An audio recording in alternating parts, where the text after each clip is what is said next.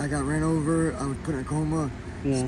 Broke every bone in my body. And then lost all my memory, everything. And it's been really, it's basically like a baby trying to learn it. Yeah, I was the same way with my ribs. Like, they tried to keep me at the hospital to look over me. I left the hospital, came home because the hospital wasn't doing shit for me. People at home were taking better care of me. Yeah. The person who dropped me off wasn't the person who hit me. Wow. The person who dropped me off was the person who found me. Wow. In the semi, wrapped up in there. Dropped me off, gave him a little bit of info, and then hauled ass. Wow. So I woke up a month and a half later not knowing anything. Okay, so let me get this straight. So you were the victim of a hit and run. Yeah, it was tough. The person hit you, you were left. Left for dead. Left for dead. Yeah, for a day and a half they said I was sick. Wow. A month and a half coma. So you weren't really able to get any restitution for your damages? Nothing. All I was is 2 years of pain and nothing. And not being able to sleep, not being able to fucking do anything. I lost my room, lost my house, lost everything. Wow. Doing everything. Wow. Remodeling, I was painting, I was doing decks, docks, rip-rap, I was doing everything. Wow. I woke up, I didn't know my man. Wow. And then my family kind of just like left me and wow. Yeah, left me for dead. So. My wife died a couple years ago. We had a little kid. I'm sorry, man. What happened? I don't even know. She told me she was clean. And I got a call one morning. We had just talked the night before and she had OD'd or whatever. And I was happy, she was happy, and then yeah, just went away overnight. It was crazy. So I started. So what I wanted to do was help the homeless, but I wanted to help them from the top of the mountain. Yeah. But 1 month after saying I was going to help the homeless, yeah. God made me homeless as well. Yeah. And I've always been different. Like I said, I did 23 and a half years in prison. I've been out 13 years. Yeah, my car broke down. Turns out the person I was sending rent money to wasn't paying my rent. So when I came back, I was told I had to get out. It's that moment of feeling helpless because I feel like I can't get anywhere, you know. I graduated college for medical assisting. Was it like an abusive relationship that you had to run away from? Or? Oh, yeah. Okay. I had to choose life. My journey towards homelessness started about 6 years ago when my wife died. Okay. I kind of lost my mind a little bit. My mother-in-law sued for custody of my daughter and got it.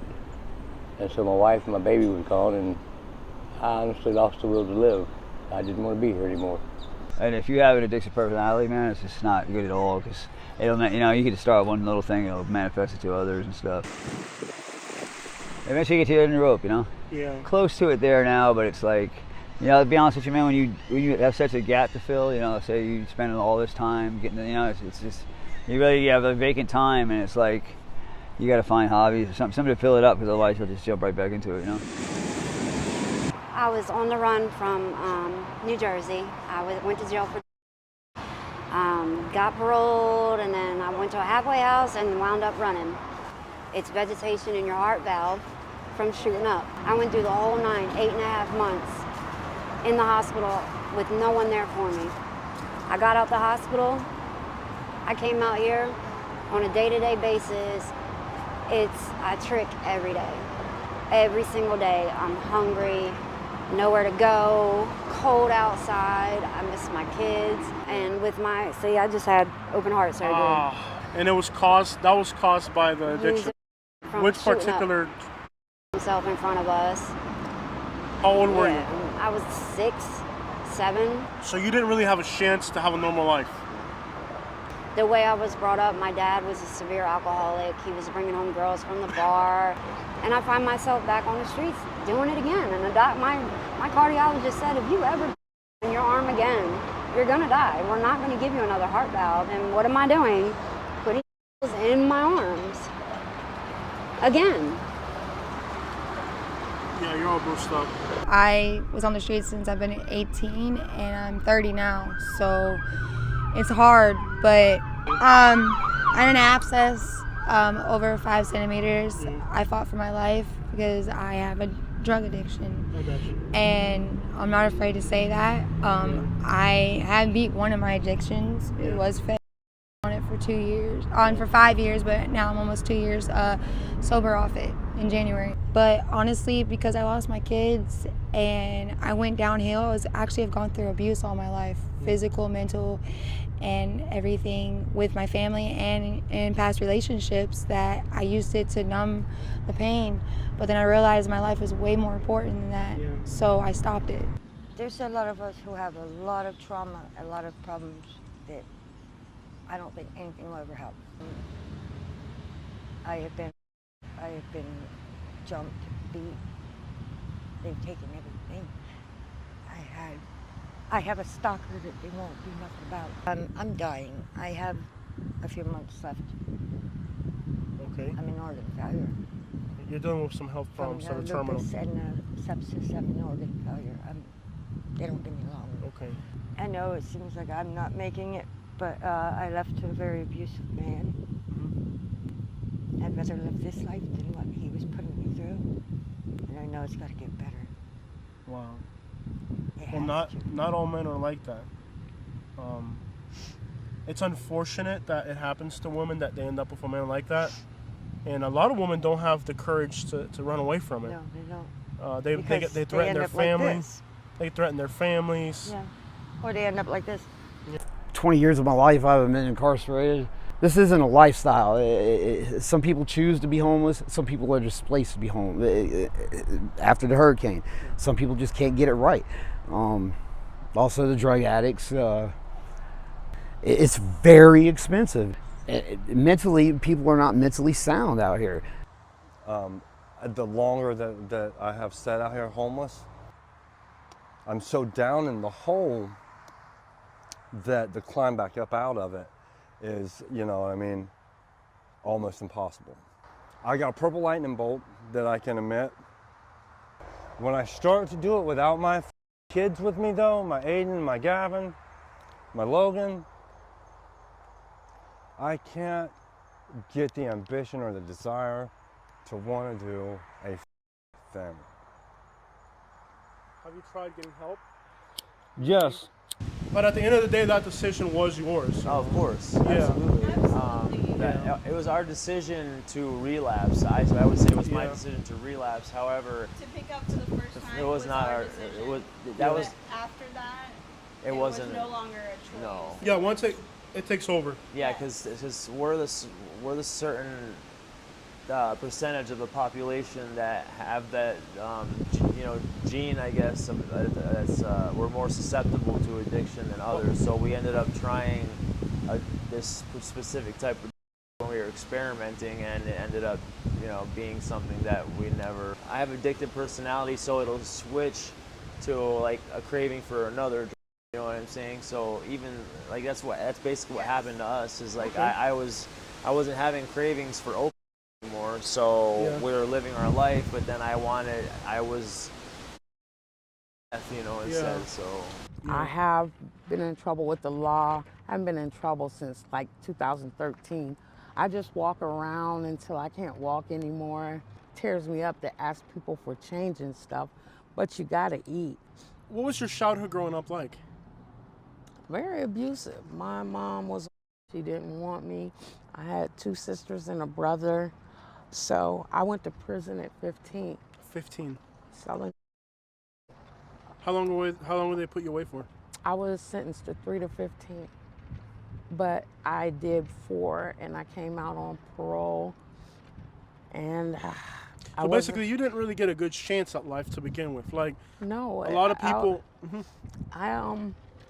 I had to take care of my family. I had to make sure my sisters and them didn't and stuff that happened to me, I just couldn't let happen to them. Yeah, well, in Tennessee Department of Corrections, I did 26 years in prison there. I went in with a 10-year sentence, and I stabbed someone in there and ended up with another 10-year sentence. Yeah. And then after I got out, I've been homeless ever since. I'm institutionalized. Yeah. God made you who you are. Yes, sir. And God loves us all. Yes, sir. Right. Yes, sir. Red birds and blue jays don't nest together, but they're still beautiful. See that 14? On the streets of Pasco, I mean, clearly you're homeless on the streets, I guess. Kind of. 10. We got the people I was staying with. This guy, his daughter-in-law was living with his, I guess you call her boyfriend. And she thought it was so part of my language, so I got kicked out. You got kicked out. Yeah, she got a little jealous. She's like, Gotcha. Jealous. You got the good stuff. You got the good loving, so people get jealous. I didn't do it. I mean, She thought. Yeah, she assumed, so she kicked me out. Okay. Just, people get jealous. I don't know why. Yeah, you got the rat moves like Jagger. No, Steven Tyler's my cousin. Gotcha. So you just got out today? Yes, sir. How long were you in prison for, or locked up? 9 months and 13 days. In Lee County? Lee County Jail. So you're fortunate to be finally free again? Yes, sir. What led you to ending up in that place? I got on probation due to possession. You had an injury. I had an injury. The doctor gave you, I'm sure eventually your prescription ran out. Yep. And you went to the streets? Yep. Went to Blues and...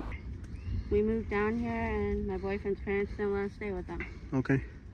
You weren't able to find work? I'm disabled, so. Okay. So you have physical problems. Mm-hmm. Do you still have a social security number that you can at least try to get a job or like anything like that? Yes. Being disabled, do you have a small little income you could eat off of? But it's never going to be enough for housing around here. No. And it started 2 years ago when I fell in a hole with this leg, twisted my knee, and I had to have a total metal knee. Ooh, that looks painful. They illegally evicted me, took my home away from me, and auctioned it off. And I moved in with a lady for therapy. Well, she got us evicted. The day I got evicted, I had to go trade my car in to live in this van. They act like this was what I chose, that I grew up saying, oh, I want to be homeless. I didn't grow up saying I wanted to be homeless. Yeah. I grew up doing what I was doing. And I got a brain tumor and I suddenly lost my job, my kids, my home, my husband, my family, my respect, my community. Once you get in the Pasco County criminal system, they're trying to bury you under the jail. Oh, you're done. You can't. Once you get a criminal record, you can't get housing. You can't get nothing. So it's like, how does society expect somebody to go back to normal? Yeah. Right, and in the situation like what happened earlier, you don't even have to be in the wrong to get into their system. Like I said, he had a 10-year-old kid, he smoked so many cigarettes that his lungs collapsed with him. By him being in the hospital, it made me have a stroke. I went to the hospital and I was on the same floor he was on. Well, the doctors came to my bedside, to make a long story short, and said, we want you to take you to court. I said, court for what? I want to make you your brother's medical power of attorney. Again, I didn't know what that meant. Because of my brother passing away, and I was staying in the house with him, my other brothers put all my stuff in the dumpster.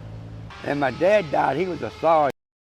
Beat my mama up all the time, he blacked her eye, busted her in the mouth, and my aunt raised me. You know, I could tell you the story about my life would make you cry. I was a dumb kid. Yeah. You know, all the farms where I grew up, all the barns and sheds are gone and the houses are sided and there's like playgrounds in the front for kids and you know, there's just no money in it anymore. The small farmer got pushed out. You can't get any increases until you're 70. If I would have signed that, I'd be same situation now, but I'd be getting $901 a month. But no increases, I couldn't even pay rent. So I'd be homeless. Yeah. And then I'm stuck being disabled. My knees are shot. Yeah. They gave me a disability for dual diagnosis. Okay. For chronic alcoholism and then my mental health, my panic anxiety disorder. Yeah. But you know, it's the one thing I got. I might not have food, but I've got my Lexapro and my pills to help with if I'm not on them and I hear a car door slam, I almost come out of my own skin. That's when all the pandemic stuff was going on with the coronavirus and everything, so we was getting that PUA money. Yeah. You know, so we got real rich and real high real fast. And so things just got really bad quick. And we moved down here for 4 months and lived in a hotel, and then we were broke. Are you serious? Is this where I'm at? Yeah. I'm like 44 years old. Yeah. This isn't fun anymore. Like when I first started getting clean, Yeah. I get clean 2 years, 18 months, 2 years, and it's like almost like you lose your gratitude of having a place to sleep every night, a warm shower, something to eat. Yeah. You know what I'm saying? And then you go out and get high, and you think you can get high. With me, it always starts with thinking I'm slick, doing dumb shit. You know, like I go to the doctors and I'll get my prescriptions. With the Fed, how much can somebody spend on that crap in a day? I don't know. I mean, I can do a gram or a gram and a half. That's $120. A day? Yeah, you can do that much. Yeah. People on the streets homeless who are spending $100 a day. Mm-hmm. That's enough to buy a beautiful apartment. Yeah. That's enough money to buy a really beautiful. Yes, it is. It is. Place. Absolutely. I'm strong of faith. That's why I'm still here standing. You know, I died 3 times in the street smoking that shit. And I've been in 2 combats, and I'm back here in one piece. So it ain't my time yet. He ain't ready for me yet. Yeah. Okay, how long have you had that impairment? I've had this back pain. I was thrown off of an M88 in Iraq. I would have all this stuff brand new, and I didn't get rid of it for a 1-second high. And I still be chasing that high that I'm never going to get anymore. You know what I'm saying? So it was stupid. It was repetitive. You're still getting the same results. And then what? I let it all go. Yeah. But no, I'm stronger than that, you know? Gotcha. And I think hope is something out here. That needs to be more. There's none of it. There's none of it. People, when everybody out here gave up, man. They gave up. They gave up a long time. And trust and believe, when they come in my path or they come in my camp, they need something, I gives it, without a doubt. Well, a job. I lost my job due to diabetes and surgeries. I've had amputation, and then my eyesight is gone. So it's been just because of that, and I lost a lot of everything. So I haven't been able to get back up out of this hole, I call it. And it comes and goes, you know. So I have tried to stay off, you know, over 6 months. And I go 6 months, and you know, when I get angry, I get upset. You know, it's just all a mind thing. But when you come out and you do 30 years, 20 years, you can't do nothing. You don't know where you go. I remember going down to the electric company. Asked how come I can't get my water on if I pay my bill. You turn it off, you know, and it's just ridiculous. Joined the Army, and I had an accident on my back. I got ran over by a Jeep, and it's just not showing. They say muscle spasms, and I may be in pain the rest of my life. So I decided to leave the small town and come up here where the big place is. Oh, I see you got the tattoo. I mean, with that tattoo, that's pretty straightforward when you deal with law enforcement. Yeah. Okay. Are you arrested often? I got arrested this morning. This morning? They took you to, is it like Mnetal County? Yeah. So when the cops pull you over and they see the 12 tattoo, I mean, do they kind of, how does that? They don't like it. They don't like it too well, but. They don't like it. You know, eventually you're going to either lose an arm, you know what I mean? Like, eventually. Yeah. I mean, they're actually clearing up. I got medicine. Yeah. It's from sleeping on the ground. Yeah. Gotcha. I mean, eventually, like, you gotta, you know, do you think about that or no? Yeah, I do all the time. Yeah. Man, don't do drugs. I mean, that's why I'm here, and I mean, it's very difficult. Yeah. And I got my daughter seeing me do them now. She does them, so it's really hard. It makes you feel like you're responsible in a way. I am. I mean, I'm very responsible for it. Does that weigh heavy on you, I guess? Yeah. Very heavy. Okay. Well, I was an alcoholic. I worked in many restaurants, the Carnival, started drinking. Like I always messed my place up because I let other homeless people come stay with me. So you're helping other people? Yeah. And that brought you near the bad environment? Yeah. Okay, so you were trying to help people? Yeah. I panhandle. I give money away. Mm-hmm. Yeah. And that led you to being in the environment, you could call it? Yeah. It's rough out here. It's hard. I had some problems as a child, but as a preacher, Okay. Yeah. Yeah. 4 different times, you know, it adds up. Yeah. What brought you to homelessness, in your opinion? Like, with your experiences, what brought you here? I like to drink. Drinking? Yeah. How do you guys end up being homeless? Well, it started with Ian, and our landlord, he decided to knock our apartment down that we were living in. I was working at an apartment complex called Okay. and I was making $25 an hour, and I went to the apartment manager and I asked her if they gave the employees any kind of a discount, like 50%, 40% off. Yeah. And she verbatim told me that you can't afford to live here. Our house, okay, so the house itself, it only sustained sludge. It didn't wasn't get flooded super out. bad. It was, the roof was still intact. Everything made it through. But it he was still just decided dirt to knock and, it down. You know, it started mold. He knocked it down the second week of November. He's a vet to take disabled vets out on the water. Well, it was over at the one storage unit where it got flooded out. A different situation because of the fact that with the hurricane, we were forced to evacuate into a rented motorhome. Yeah. That became our permanent housing. Yeah. And well, that's what FEMA called it. Yeah. Permanent. Yeah, they called it permanent. But it was in 1994, and it had sustained water damage prior to Ian, and then after Ian, it still. Yeah. And we couldn't find the lady we rented from. She was gone, and we still don't know what happened. Yeah, she took off. But anyways, long story short, so it caught fire. So I have kind of like a camaraderie with the police now. Can I ask what led you to homelessness? My husband going to jail. Your husband went to jail. He was he worked for a motel and maintenance man. And okay. He worked for a place to stay, more or less. Yeah. And he went to jail. I couldn't afford $100 a day. Wow.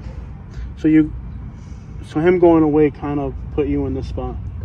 When you guys were together, you were able to manage, basically.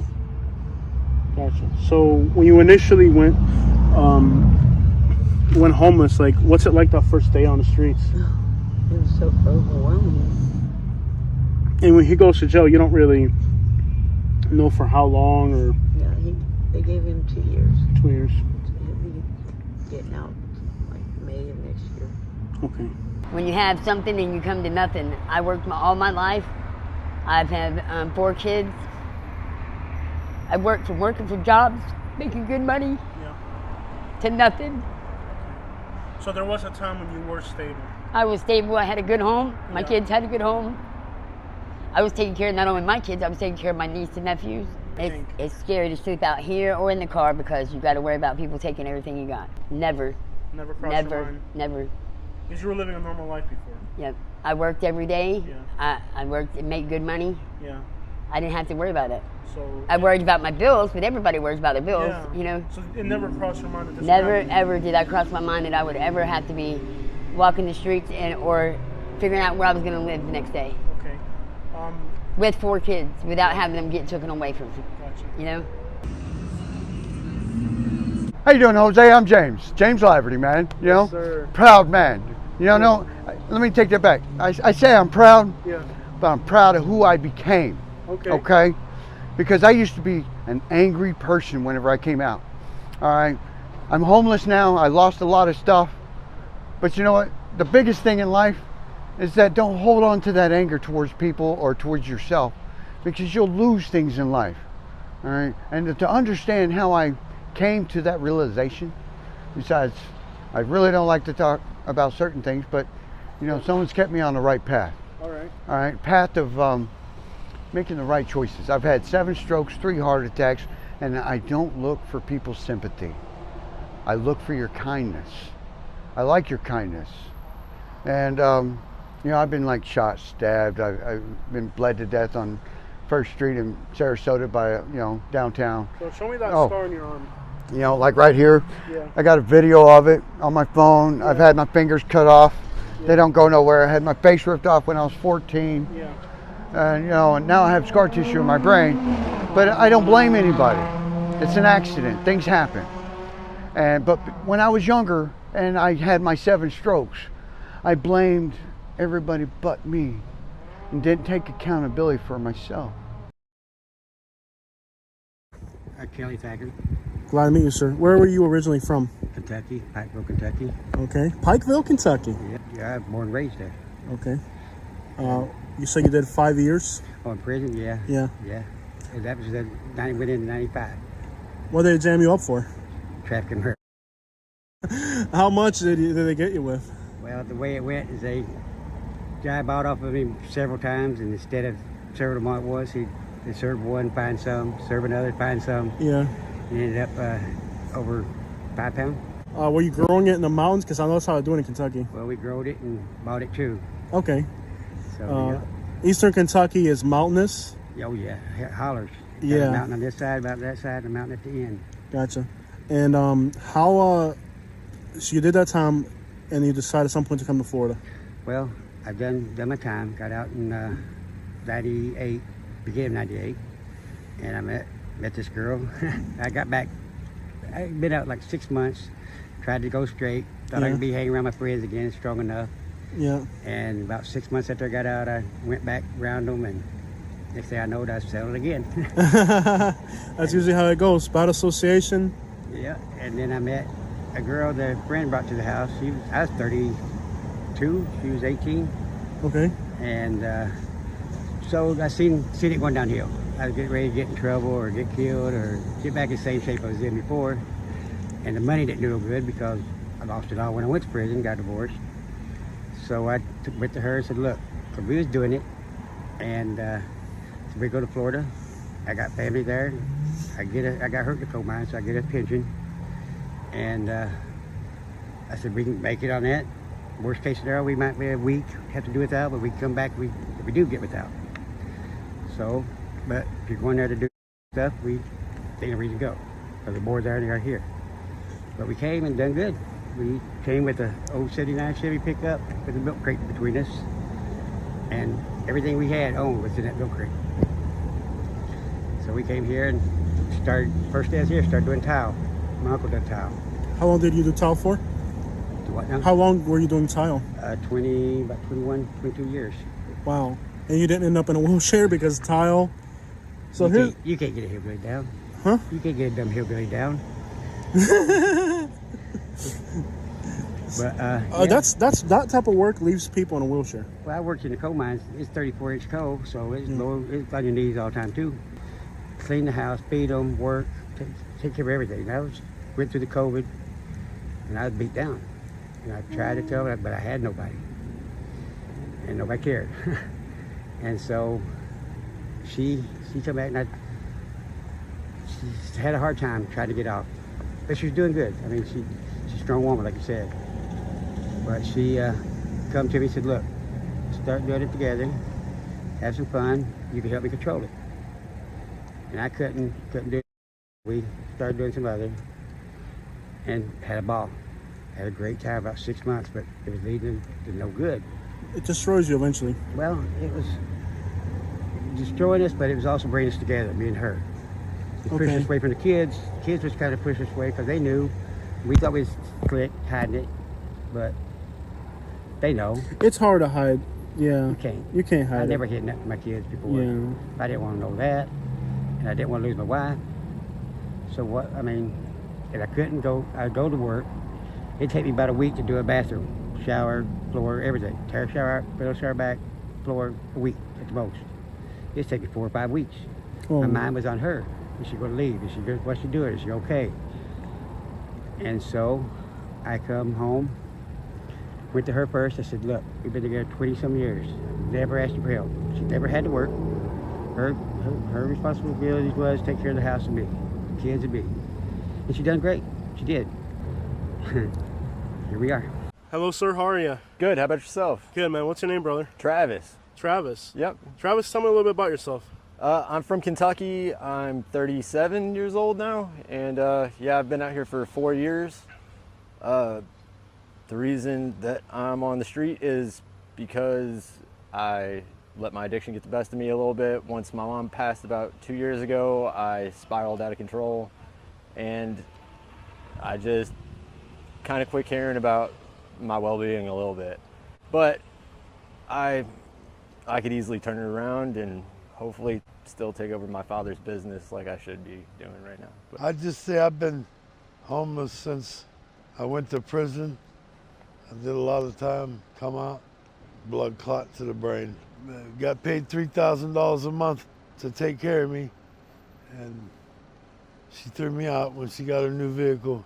Now I'm living in my truck, and I'm parking in this lady's backyard. She has a family. Hey, what's your name, buddy? Hey, man, my name's Kevin. Kevin, I'm Jose Rodriguez. Jose Rodriguez, nice to meet you, man. Okay. No, I'm actually a paraplegic, and originally from Maine. And so what happened was throughout this crash, I did crash my truck, drinking and driving, which I shouldn't have. I had a business. I had a handyman business. I made like $700,000 just before I crashed my truck. I was in a motorcycle little clique there back in Maine, and Friday night got in there, started drinking, boom, boom, boom, pounding, drinking half gallon. So anyway, they took my keys because I was drinking, and they knew that I was too drunk to drive. Multiple urinary tract infections from this place. And now, 4 months into the program, I said, hey, I don't want to be at this program no more because I can't get the medical treatment I need. At all, this is what happens. I'm a paraplegic. I have use of my arms. All right, but I'm strong enough now. I learned on how to get myself from this chair into my bed, and now I can take my clothes off on and off. But it does take me a minute or two again, because you know what I mean? Does it hurt immensely? Hurts. My back hurts constantly. I'm not happy where I'm at, but I'm going to probably end up back in a nursing home or something like that, or I'm going to end up having to go homeless.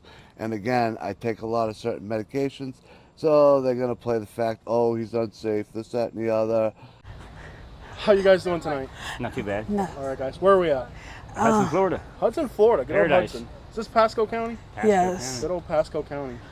Well, like Pasco County, is like the biggest homeless Yeah, it spot. is. So like I'm homeless because 2 years ago I lost my mom, my boyfriend of 10.5 years, and my dad all in 1 year.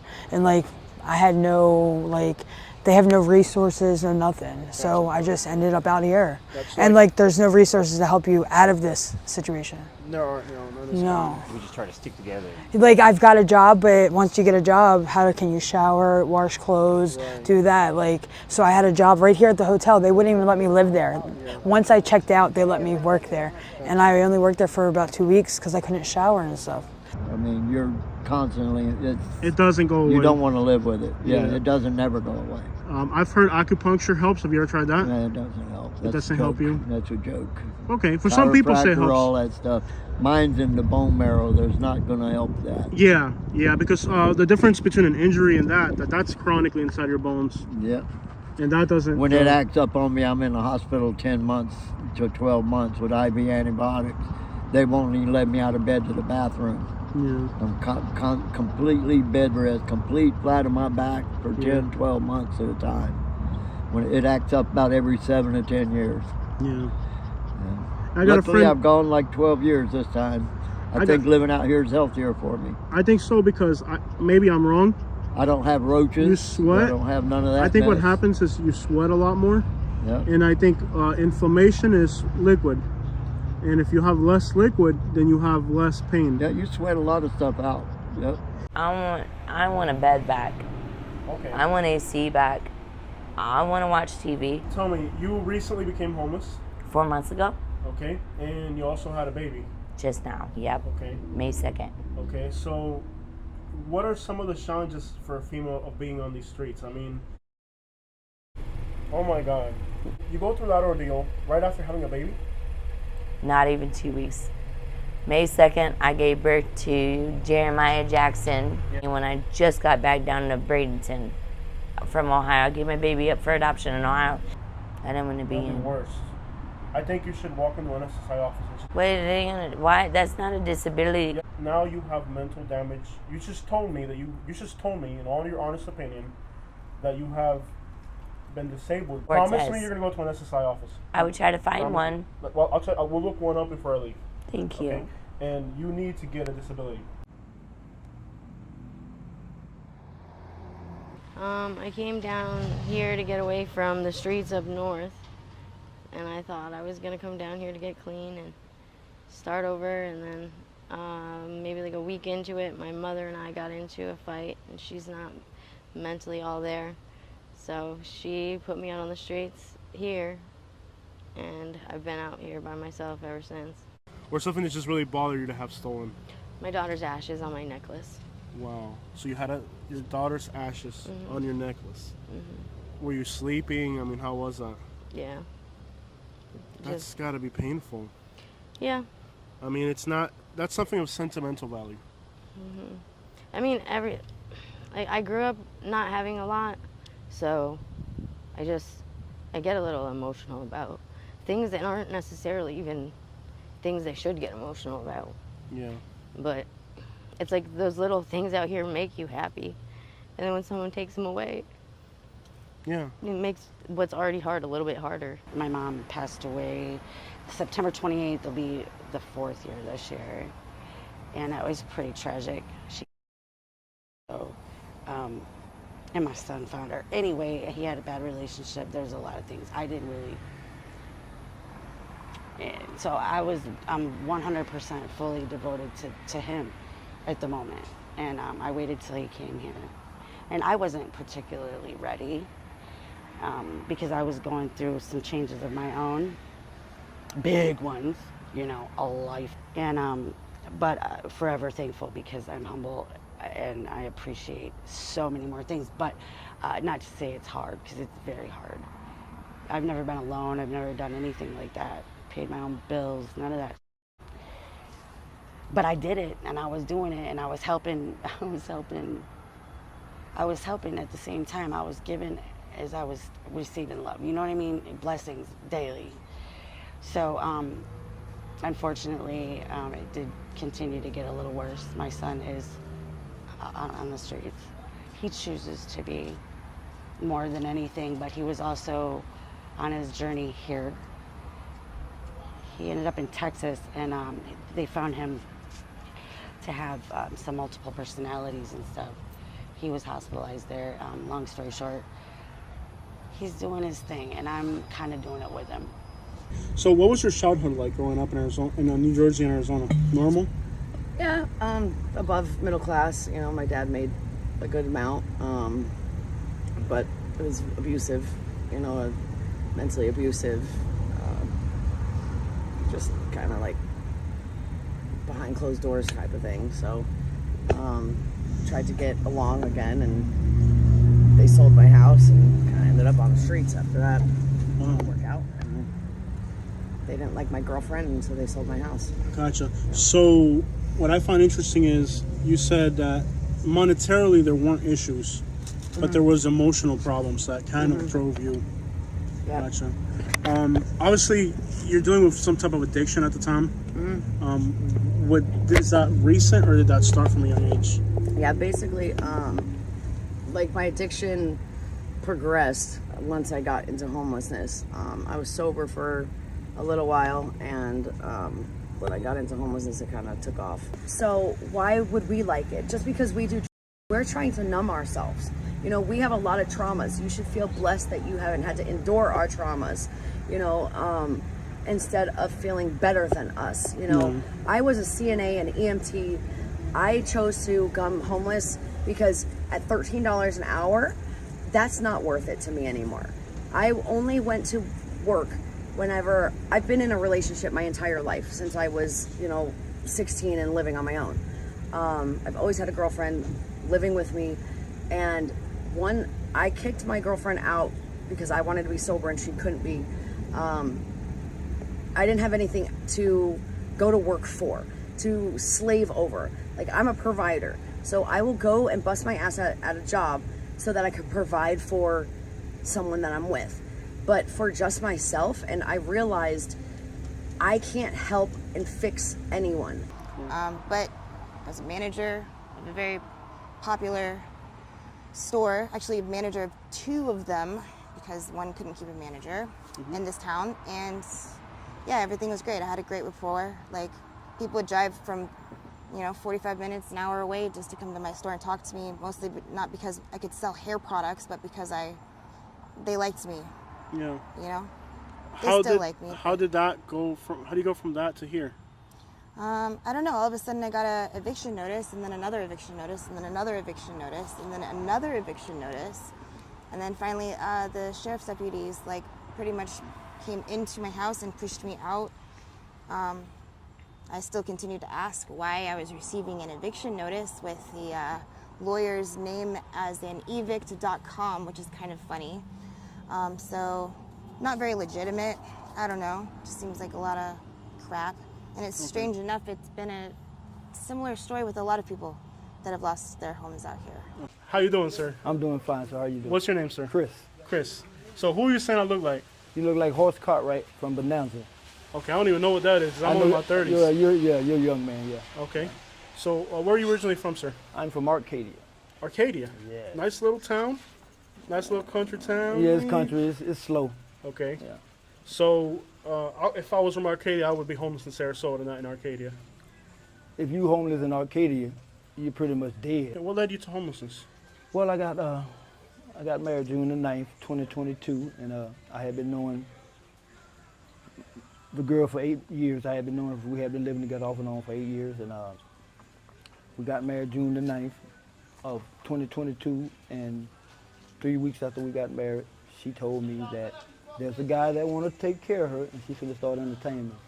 And it just like blew my mind. And she said what? There's a guy that wants to take care of her. Oh. And she's going to start entertaining him. Oh. Yes. And it just blew me out the water. And just out of nowhere? Yeah, out of nowhere. Actually, she probably was already entertaining me. Wow. Yeah, that's what I said. That's got to be difficult. Yeah, that's exactly what I said. Wow. Yeah. After knowing him for 8 years, it's kind of hard to say you know somebody. That's crazy. Yeah, that is That's crazy. crazy. Yeah, that would trip me up. Yeah, it did. Without it really a doubt. Did. I grew up down here on the beach. Okay. Had a childhood most people dream about. I grew up on an island. I was a pay-me kid. I was paid to stay away from the house because my mom had married money. So, at one point you said you lived a pretty good life. Oh yeah, I've had an amazing life.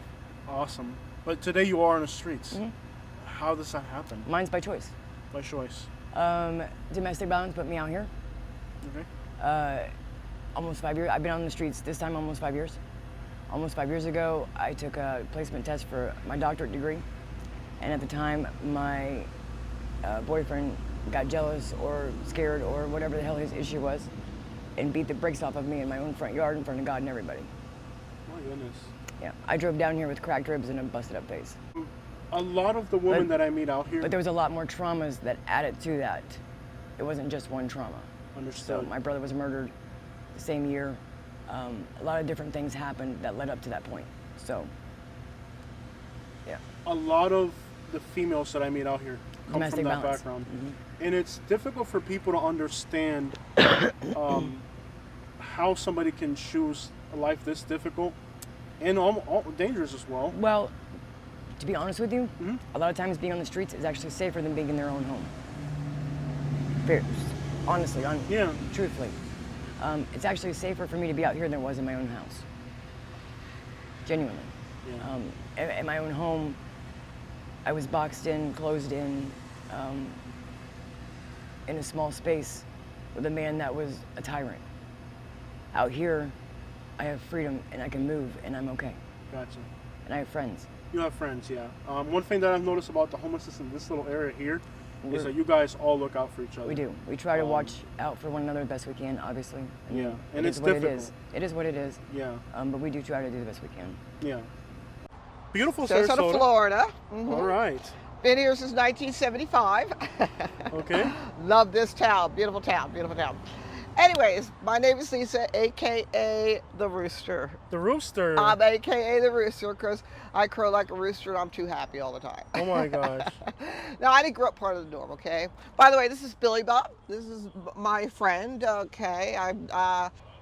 So, I get a disability check of a measly poverty level. You gotta have good attitude. Positive forward, you know? I refuse to be negative. I refuse. Yeah. Don't bring me down. You know what I'm saying? I mean, you know, so I'm in. Well, I mean, the space that you've created here yes, does not denote negativity. but there's more. Come, let's see. come. Goes all the way back to the fence and everything, okay? And there's more.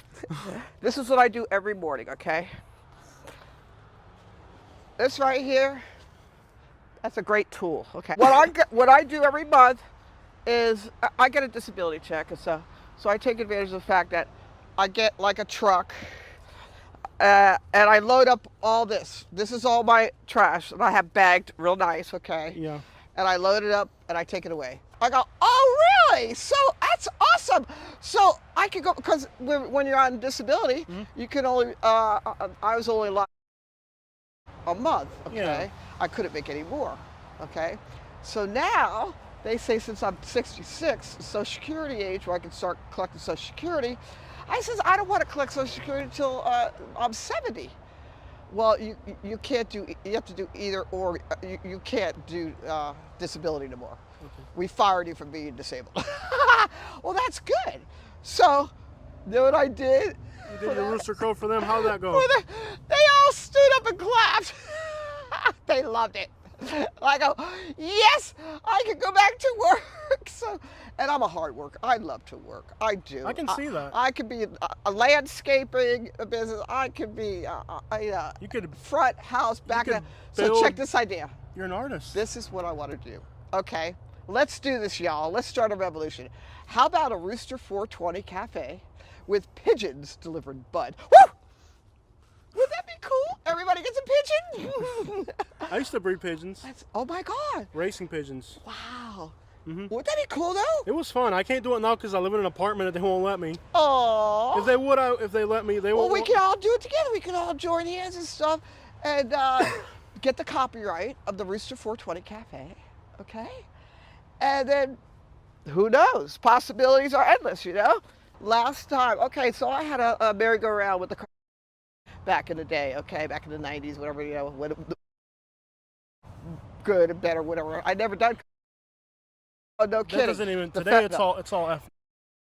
Yeah. So yeah, I had a fun roller coaster ride with that. I had a driver's license and I would drive all the around to cop. I would just fit in, make sure all the girls were fed like a mama Sita, and they'd go out and do their thing, and they kept throwing me. I never had to pay for it. They kept throwing me. I'm like, okay, enough. But I had fun with it, you know. And the thing about it is I had fun with the girls. I had fun with everything.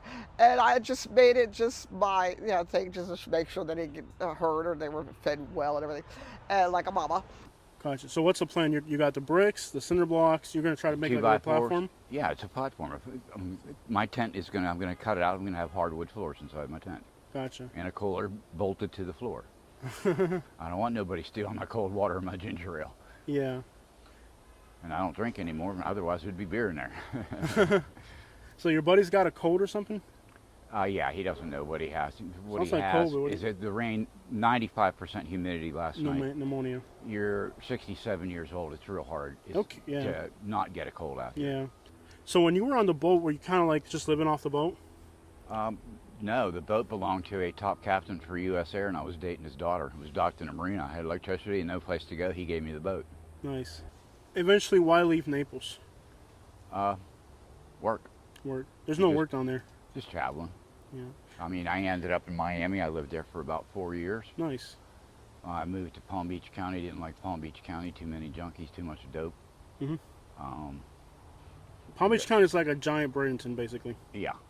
And so I got out of there and came up here. It's peaceful. If you come up here, you do something wrong, these cops are going to kick your ass. So I'm safe here, you know. Yeah. A lot of the tents that were back here look like was it the cops that come back here and slice the tents up? No, or? raccoon. Raccoons. I've been shooting ice all the way down from fucking Bradenton, jerking me gherkin broad daylight, dude. No bullshit. And they're fucking out, fucking watching. Everybody's out. Fucking everybody. So. Yeah, no bullshit. I wouldn't lie to you, brother. But right now you're out here on the streets, though. Yeah, right now. So, out here on the streets, yeah. Okay. Is there a little bit of sentiment about that? I mean, it's got to be difficult to live on the streets, right? You make it work? Make it work. It's not all that bad. Sold a lot of dope. That's it. Sold dope, buddy. Made money. I mean, yeah, that's what I did. Okay. Sold a lot of weed, crack, pills. But I mean, obviously, today, right now, you are out here. Yeah. You know, that lifestyle does have consequences, right? I'm waiting for my $1,800 to come so I can do the damn thing. I gotta wait probably this coming month. Yeah. Gotcha. Growing up in Southwest Florida, what were your favorite things to do down here? Like, Party. Party. That's Party. it. Party. So- Fuck bitches. Yeah. Yeah, that's my favorite thing to do. Yes, sir. Okay. So you just party and that's it. I party, brother. All right. I'm a party animal. I got you, man. Yes, sir. You first started taking painkillers, it was because of your injury. Right. Okay, gotcha. Before that point, had you ever had cravings or addictions? Nope, not before that. Okay. How old are you? I'm 44. 44. So your addiction begins with your injury. Yes. Tell me a little bit about the accident. Well, I was in North Carolina on a friend's motorcycle and on a gravel road, and I did an L-shaped turn going about 90. He didn't have any brakes, and I didn't know that. So I tried to downshift real fast, and all I did was lock it up, and it slid out from under me. I flew off a mountain. Okay. So you start taking painkillers for the first time because of your injury. Yes. At what point do you realize that it's a problem? That I'm addicted to them? Yeah. Probably about 6 months in. Yeah. It was about 6 months in. After that, at some point, did you stop looking for doctors and just going into the streets? Yeah, I started doing that. Started doing other things, little doctor shopping, and just finding wherever I could. Yeah. And getting into other things, Yeah. like. Okay, you eventually got deeper. Yeah, I went deeper. Okay. Went down the rabbit hole. And Gotcha. yeah. So clearly before your accident, I mean, that accident completely reshaped your life, I'm sure. Yeah. So before the accident, you said you were an MMA fighter. Yep. Tell me a little bit about that. I did MMA. I fought Muay Thai, Japanese Jiu-Jitsu, Walu Kung Fu. Grew up in it. From the time I could walk, I was in martial arts, in Boy Scouts, Eagle Scouts, baseball, basketball, football. I was all around American kid, Okay. And like I said, everything just changed when I got in that motorcycle wreck.